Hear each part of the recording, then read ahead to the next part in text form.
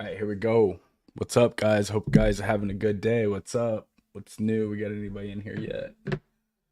Not just yet. So today's stream was actually kind of inspired by I had something else planned, and then somebody else chimed in the comment section with the video, which I thought was kind of interesting. I figured you guys would find this interesting as well. Is a little bit of unknown facts about the ZL1 1LE. You get it from Al, the big man, Al Oppenheimer. Oppenheimer. I've heard it pronounced a couple different ways. So, today, ZL1 1LE, Nurburgring times, and kind of a little bit like behind the scenes facts of people that were actually there, actually had boots on the ground at the time of running the actual record setting time. So, I guess there's some strict rules about the Nurburgring and yada yada yada. So it seems like these manufacturers are kind of hopping on the track at the same time with other manufacturers or whatever. I don't know if the ring's trying to maximize its time management versus money, or if the brands are trying to save money. I don't know, whichever it is. But yeah, I said I wasn't going to watch the video. I couldn't help myself because I kind of didn't want to have somebody else's content and then all of a sudden on my channel. So I did. I nosed around on it a little bit. So spoiler. But I'm happy I did. It's going to be better this way. So first, I woke up this morning and went through the news like I do every day and shuffled through, and the EVs are back at it, man. They're back at it. So I want to share this. I'm going to put this in here. The EVs, it looks like we have inventory sitting on the lot. It's massive. So the inventory sitting on the lot, the internal combustion engine sales are actually still dominating, but only just.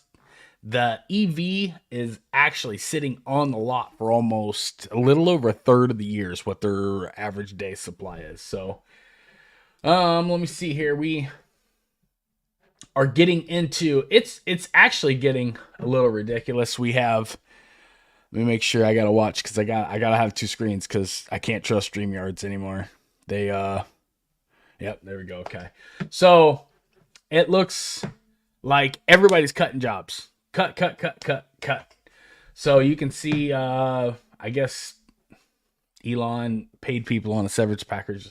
They let them go and kind of cut their check down a little bit too low. I'm sure the man got it fixed.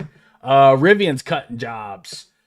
I guess all these EVs are just sitting. Something's going on with Stellantis about. I didn't get a chance to read that yet because it really didn't apply to today's stream, but I probably will here later on this afternoon. But it seems like all these EVs are just sitting, and at the end result, they're getting a 5-figure. We're bumping it up now. I'm kind of wondering, like, where do you guys think the line in the sand is? Like, are we going to be giving these things away? Because I don't know. They're talking 4,000 on used EV, but I mean, nobody wants to buy these things used.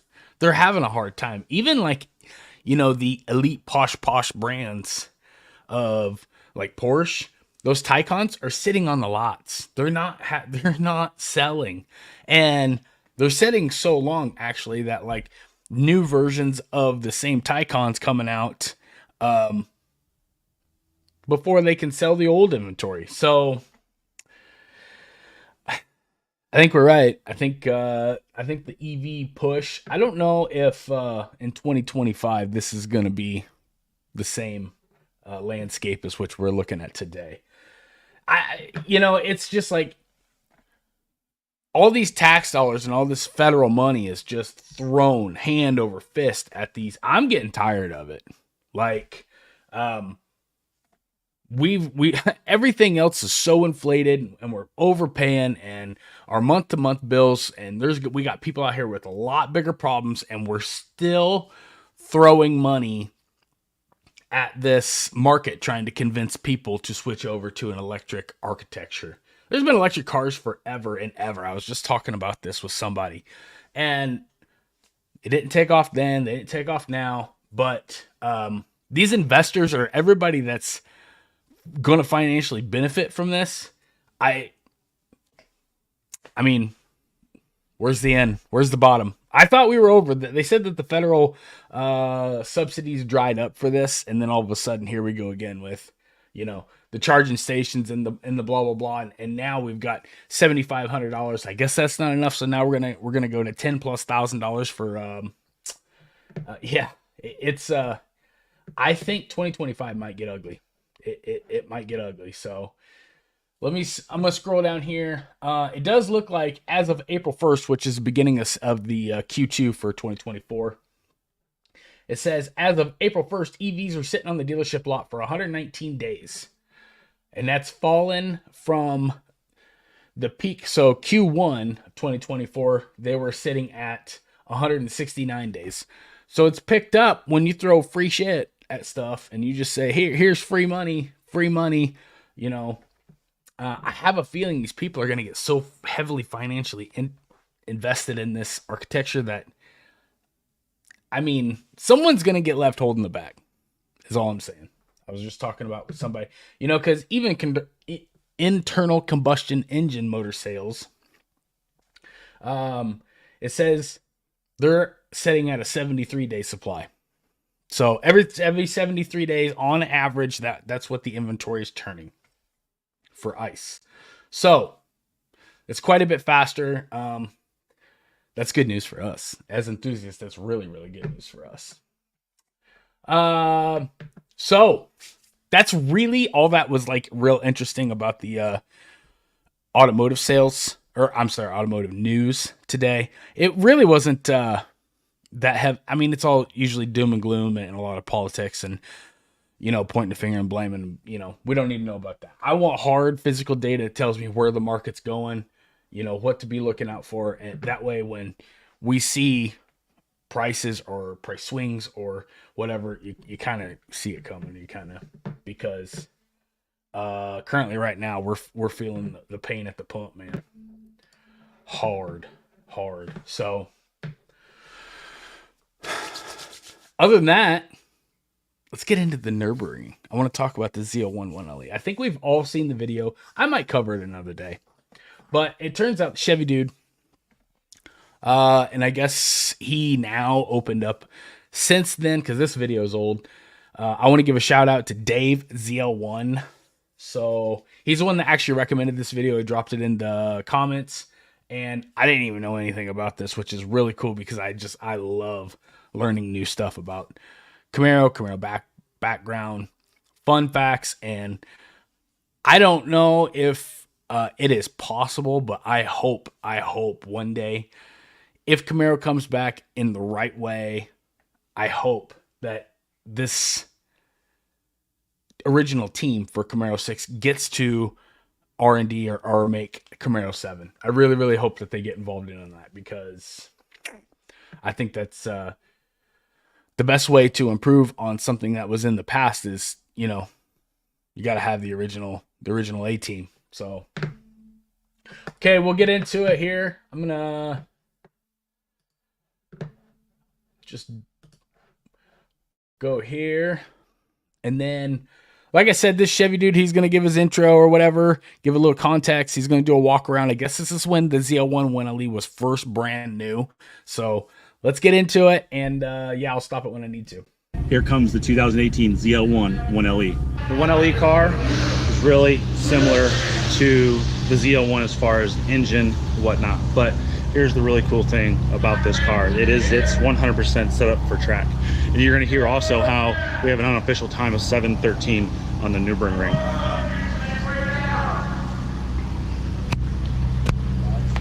$713. So 716. I guess there's because if you watch these videos, you'll see where the starting point, where the time starts. It's a little bit after like the little pit area there. And then when the finish line and the time stops, it's just before that pit area. So I was always wondering, like, there's a gap right there. How they're I guess if they're consistent with every car, if they're treating every run that way. It's, you know, there's consistency among that point, but I always thought it was just weird how they did that. But yeah, 713. I never heard about this, so it's actually kind of sucks that I never knew that this video existed, because I really wish I did. But like I said, ZL1 1LE, when this car launched, I don't think it was really accepted that well. I don't know. Maybe it was just treated like the rest of the Camaro world was, but I'm gonna let him play on. So if you're thinking about getting this spoiler for your Camaro, make sure you do a little bit of research, because that Camaro and that deck lid, or that spoiler and that deck lid, are completely different than your normal 1LE or ZL1 Camaro or your SS. Reinforced deck lid to handle the downforce that this spoiler is going to give the back of the vehicle. The spoiler is 100% carbon fiber. You can see it's absolutely beautiful wing. Let's show you the underside of it. Now the reinforcement is not carbon fiber right here. Doesn't feel like carbon fiber, doesn't look like carbon fiber. I'll show you around here what it looks like. Again, something no Chevy salesman is showing you is the ins and outs of this car. This car is not meant to be a daily driver car. This is definitely a track purpose car only.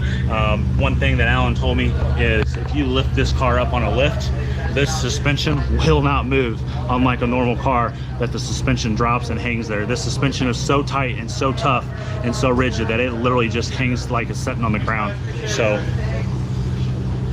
also coming up soon, you're going to find out why they're not putting the 10-speed automatic in this vehicle. All of our 1LEs in the Gen 5 and the Gen 6, we have the flat black matte hood. And of course on the 1LE ZL1, we have the carbon fiber hood insert. Got your black mirrors. Now I will say, as a former 1LE owner off of my SS 1LE, I think that this angle pretty much, you can see the difference of the gloss level.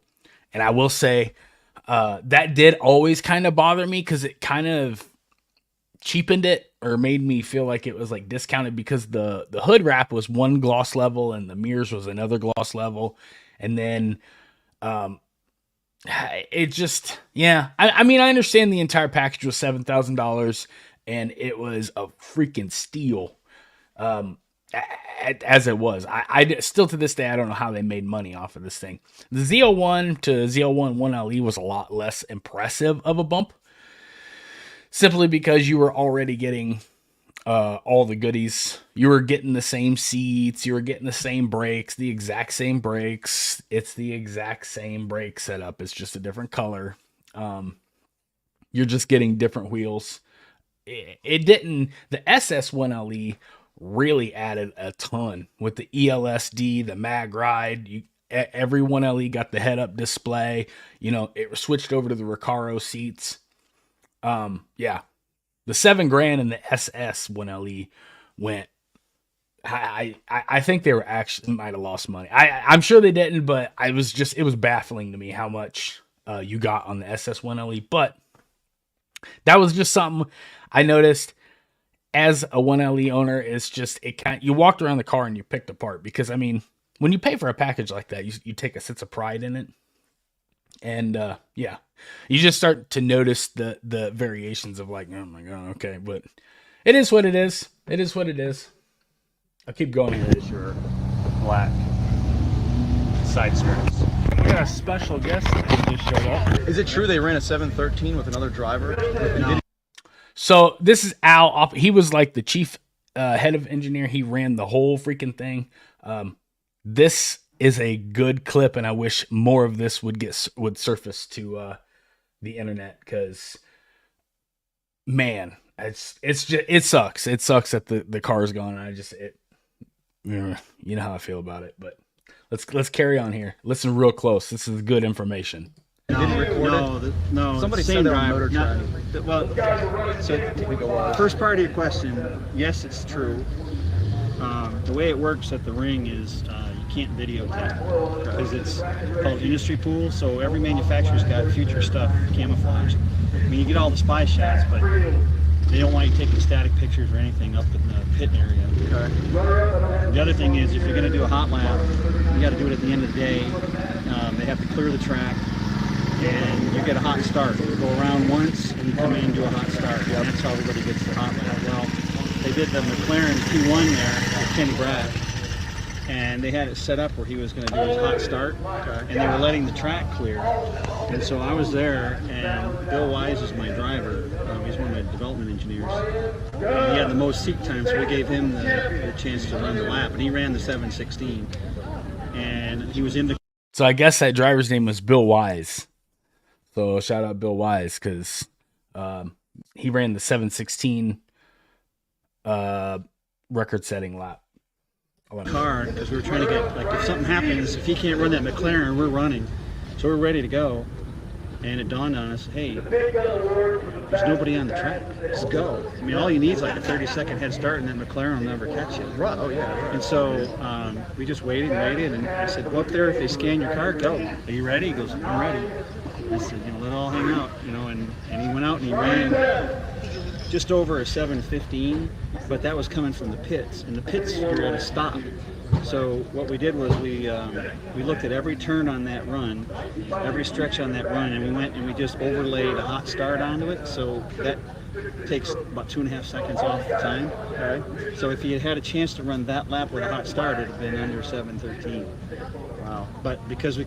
So he said 7:15. Now it could have been, I don't know if that was that accurate. 7:15, coming from that dead space that I was talking about, from the lap as you exit out into the ring and start your run, 2.5 seconds. So a 7:12.5 is potential out of this car, I guess. But it was just like he was saying in the beginning of this clip.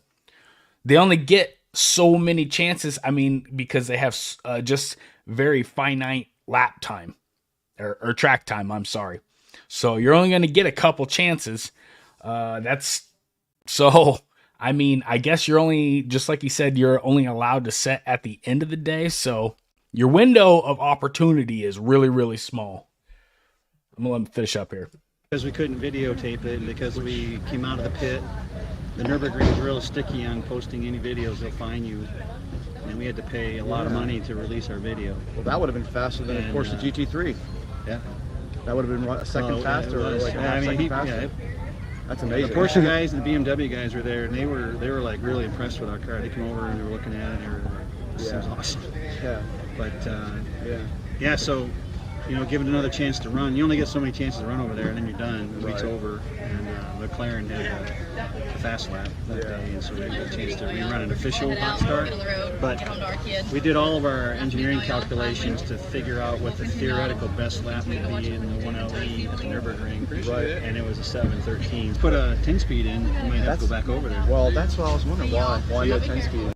So 7:13 theoretically is what it could be. Now they did run I read online that they ran the simulation for the SS 1LE, and it was a 7:29. What we watched yesterday on the live stream, the ZL1 10-speed, I guess that the SS 1LE theoretically in perfect conditions, 10 out of 10, the best it could do, given the track conditions and the perfect weather, it was a 7:29. But we have to go off of what we're given, and I don't know. I wish they would have stuck it out or went another time to try to set another, because 7:16 was I can't remember. 7:16.4, I'd have to go back and look, but 7:16.4 I'm going to say is what I think, but I could be wrong. Down to a 7:13. That's big. I'm sure it would have been like far and away expensive to keep the entire team, the cars and everything over there, but yeah. It really would have been cool to actually max out the full potential of this car. We didn't put a 10-speed in because it's not for everyday driving, so it's not for everybody. And what I didn't want to happen is the guy or gal that's just got loads of money and calls his dealer and says, "Give me everything, load it up." And you check the 1LE box, and he gets it. It's all hard mounted, and he goes around the block and he says, "This thing's a piece of crap." Because I don't like the way it rides. Yeah. I want my money back, or I want another car, or whatever. I'd rather not go through that experience and having a manual only kind of first of all says he's got to be a car person buying manual. Yeah. You gotta, you know, Or someone that's into track in the car. Yeah. And so now we're kind of looking at it as well. Now that it's out there that it's a track car, it doesn't ride like a regular ZL1, doesn't have the MR, it's all hard mounted. We're here with Al Openweiser, who's Okay, that's pretty much it there. I will say, I'll pull it out. So that's pretty cool, man. I mean, they didn't want a 10-speed in the ZL1 1LE initially because they didn't want the guy that calls up, says, I want that car with all the boxes. Because, I mean, typically, people that are good looking and people with a lot of money are usually leading the pack, and that's what everybody listens to.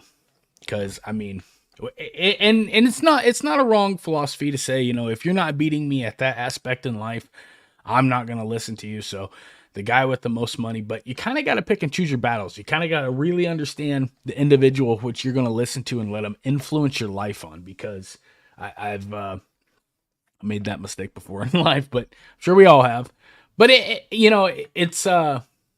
was a good strategy, and I'm happy that they did. Because the lack of marketing and support this car got right out of the gate, especially, it could have really tanked this car. So, yeah, hard saying. But I mean, that's cool. It's all good, because eventually we got the 10-speed, and yeah, I don't know which is better. I don't know. It's so hard to. I don't think you can go wrong with this car. So the 6-speed or the 10-speed, whatever. I mean, they're both amazing cars.